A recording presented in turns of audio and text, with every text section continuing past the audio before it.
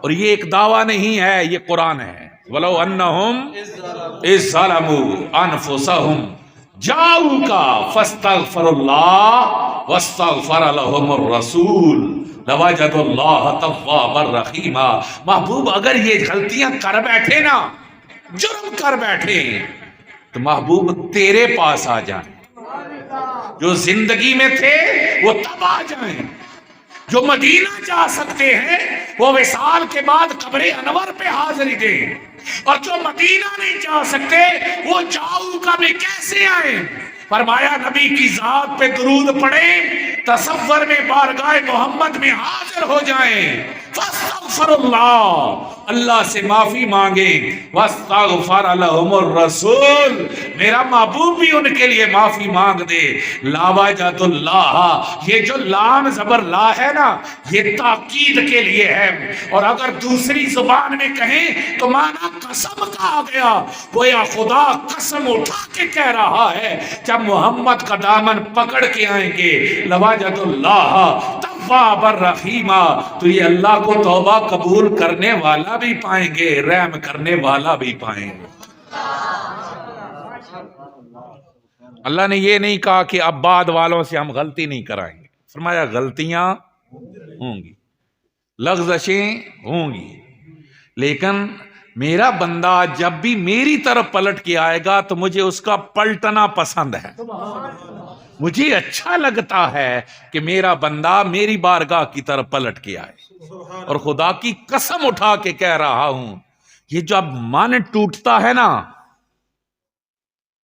جب تک اس کے اندر کبر رہتا ہے نا، اس وقت تک یہ اللہ کو ناپسند رہتا ہے، اور جب اس کے اندر انکسار آتا ہے، اے لفظ ایک سن دے راندے ہو نا، عاجزی و انکساری، انکسار ٹوٹنے کو کہتے ہیں۔ جب من ٹوٹتا ہے نا، کبر ختم ہوتا ہے، اندر عاجزی آتی ہے، تو جتنا من ٹوٹتا ہے اس کا اظہار آنکھوں سے آنسوؤں کی صورت میں ہوتا ہے، اتنا وہ دل اللہ کو محبوب سے محبوب تر بنتا چلا جاتا ہے۔ وہ قلندر لاہوری حضرت اقبال کہتے ہیں نا کہ لوگوں، ہر شے سنبھالنے کے لیے ہوتی ہے، دنیا میں ہر شے کی قیمت تب تک ہے جب تک وہ سلامت ہے۔ انجی گل ہے نا، 20,000 دا بھی کوئی جگ گلاس دا سیٹ لے کے آوا ہے نا، گریا تو دوبارہ اس نے شوکیس وچ باہر چاہ کے گندگی دے دیر تک، فریم لائے دیوار سے سجائی، گری ٹوٹ گئی، دوبارہ کوئی نہیں اسے سجاتا۔ چیزیں گرتی ہیں، ٹوٹتی ہیں، قدر ختم ہو جاتی ہے، لیکن اقبال کہتے ہیں اے بندہ مومن، تیرے پاس ایک چیز ہے جو جتنی ٹوٹتی چلی جاتی ہے نا، اتنی بنانے والے کو اور زیادہ وہ محبوب ہوتی چلی جاتی ہے۔ اقبال کہتا ہے نہ بچا بچا کے تو رکھ اسے، ہر شے کو بچا کے رکھ، لیکن اقبال کہتا ہے نہ بچا بچا کے تو رکھ اسے، تیرا آئینہ ہے وہ آئینہ، جو شکستہ ہو تو عزیز تر ہے نگاہ آئینہ ساز میں۔ فرمایا ہر شے بچا کے رکھ، لیکن من توڑ کے لا، جب تیرے دل میں انکسار آئے گا، ٹوٹ آئے گی، تیرا دل رب کی بارگاہ میں محبوب سے محبوب تر ہوتا چلا جائے گا۔ خدا کی قسم اٹھا کے کہہ رہا ہوں، جب بندہ مومن کے من میں عاجزی انکساری آتی ہے، آنکھوں سے آنسو آتے ہیں، اس لمحے سے بڑھ کر اللہ کو بندے کی زندگی کا کوئی لمحہ پسند نہیں ہوتا۔ وہ چاہتا ہے، میرا ہے نا یہ، وہ چاہتا ہے یہ میرا ہے، میری مخلوق ہے، میں نے اسے شاہکار خلائق بنایا ہے، میں نے اسے سب سے اعلیٰ بنایا ہے، یہ کیوں جہنم میں جائے؟ جب اس کا بندہ پلٹ کے آتا ہے پھر وہ گناہ نہیں دیکھتا، بندے کا پلٹ کے آنا دیکھ کر بندے کے گناہوں کو معاف فرما دیتا۔ حضرت موسیٰ علیہ السلام کا دور گرامی، ایک آدمی کو گناہوں کی عادت پڑ گئی، صبح گناہ شام گناہ، محلے والوں نے سمجھایا انسان بن، یہ پہلے رواج کہ کوئی غلط راہ ٹردا آنا تو وڈیرے اسن سمجھان دے آئے، دے آئے، تو ہون پتے کی ہوندا، ہون علاقے وچوں ڈوڑ دن کوئی بدماشڑے نال بھی الیک سلیک ہوا ہے کوئی نہیں گل، میں جتنا بیا جتنے یک بدماش ہیں انہوں دن وہ بلائیں تو دوڑ دے ویندے جی امام صاحب اکھیں گی نیکی کی طرف جانا ہے تو ساجی ٹائم کوئی نہیں. تو یہ کیا ہے؟ ہم تعلق داری اس سے بنانے کے بجائے اس کے نافرمانوں سے بنانا چاہیے. انہیں سمجھایا نہ مانا. لوگوں نے کہا چل نکل ہماری بستی سے کہ تیری وجہ سے عذاب نازل نہ ہو جائے.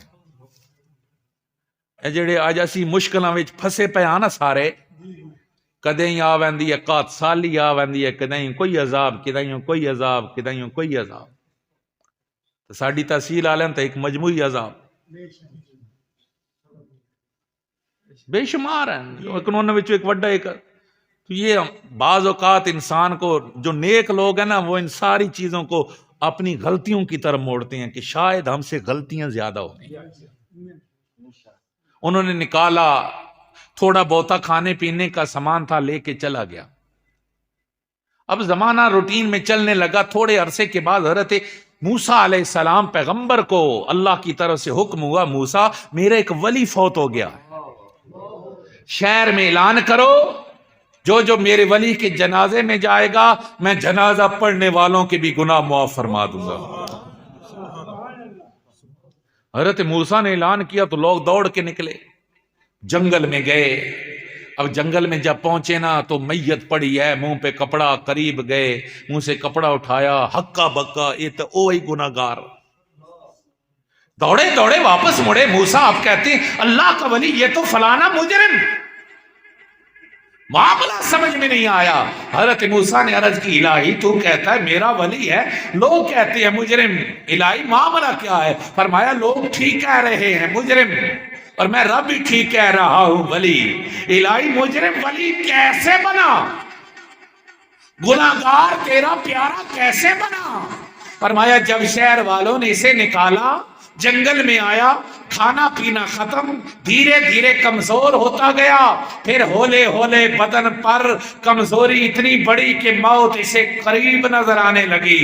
ایک دن بدن لڑکھڑایا, زمین پہ گرا. اب روتے روتے میری بارگاہ میں التجا کرتا ہے اللہم انی عبد من عبادک وغریب فی بلادک لا ملجا لی سواک.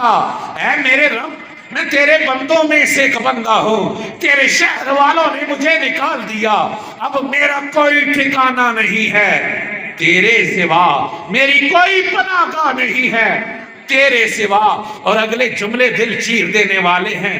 روتے روتے کہتا ہے میرے ربا اگر مجھے پتا ہوتا نا کہ مجھے عذاب دینے سے تیری بادشاہی گھٹ جائے گی یا مجھے معاف کر دینے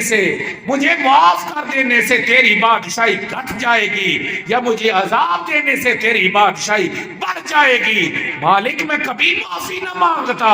لیکن مجھے خبر ہے انکا انت الغفور الرحیم, تو اپنے بندوں پہ معاف بھی کرنے والا ہے, رحم بھی کرنے والا ہے.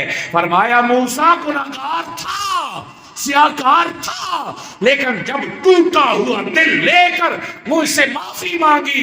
موسیٰ اس نے تو صرف اپنی معافی مانگی, مجھے اپنی عزت کی قسم اگر یہ پوری زمین والے لوگوں کی بھی معافی مانگتا, مجھے اپنی عزت کی قسم میں سبھی کو معاف فرما دیتا.